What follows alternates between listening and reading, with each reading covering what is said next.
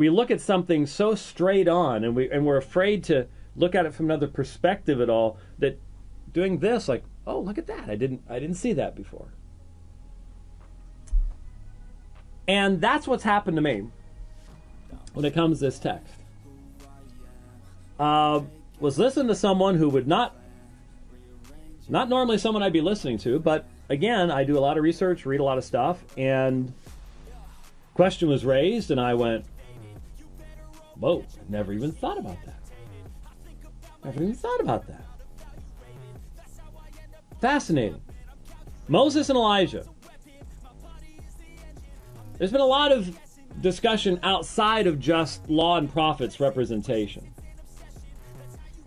And if you look at the Allison, what's the other guy? It's the huge 3-volume Matthew commentaries. Forget what it cost me to get that thing. It's expensive, but they have a couple pages on all sorts of interesting speculations on this particular subject. But let me take you back to the Old Testament for just a moment and see if maybe, possibly, this might make some sense to you. Exodus chapter 33. Exodus chapter 33. Yahweh said to Moses, I will also do this thing of which you have spoken, for you have found favor in my sight, and I have known you by name. Then Moses said, I pray you, show me your glory. And he said, I myself will make all my goodness pass before you, and will proclaim the name of Yahweh before you, and I will be gracious to whom I will be gracious, and I will show compassion on whom I will show compassion. Should sound familiar. Romans 9. But he said, you cannot see my face, for no man can see me and live. Then Yahweh said, behold, there is a place by me, and you shall stand there on the rock, and it will come about while my glory is passing that I will put you in the cleft of the rock, and cover you with my hand until I have passed by. Then I will take my hand away, and you shall see my back, but my face shall not be seen. Now there's a lot here about knowing Moses by name and then proclaiming his name. And again, in our Western society, names and proclamation of names and stuff does not have the meaning that it had before. And all of that's very interesting. That's not what we're looking at today. The point is this. Moses wanted to see the glory of God, wanted to see the very face of Yahweh. And Yahweh said, can't be done. I'll hide you. I'll hide you. I will give you a tremendous manifestation of my glory, but I will hide from you. Well, we all know that story too. At least we're supposed to. What about Elijah? Well, 1 Kings chapter 19. 1 Kings chapter 19. And we know Elijah is fleeing,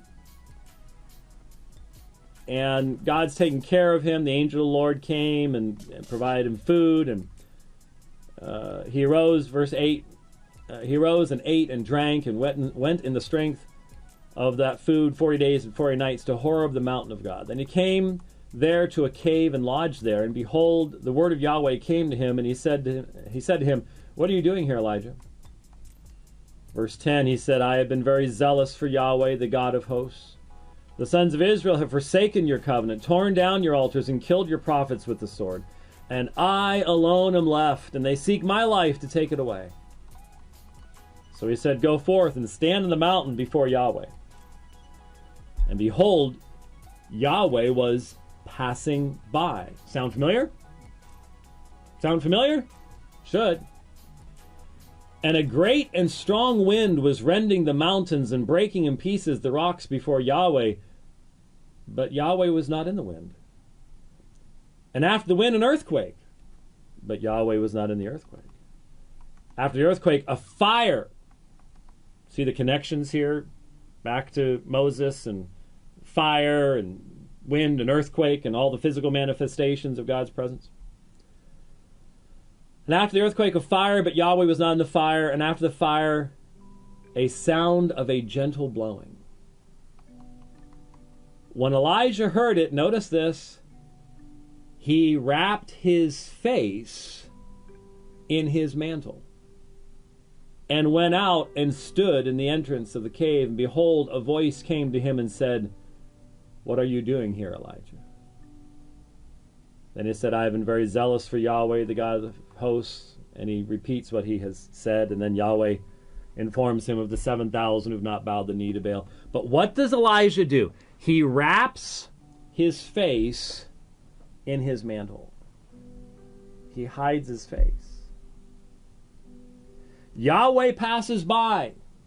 Both these men do not see the face of God. They had encounters with God that were tremendous and unique, but they didn't see the face of God. Until Matthew 17. Until Matthew 17. Is that why they're there? Ever even considered it? They couldn't see until God did something.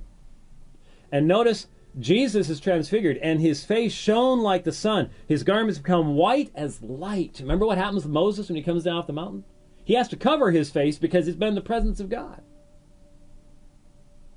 But this is a light that comes from within, not because Jesus has been close to someone. This is who he is. Moses and Elijah appear to them talking with him.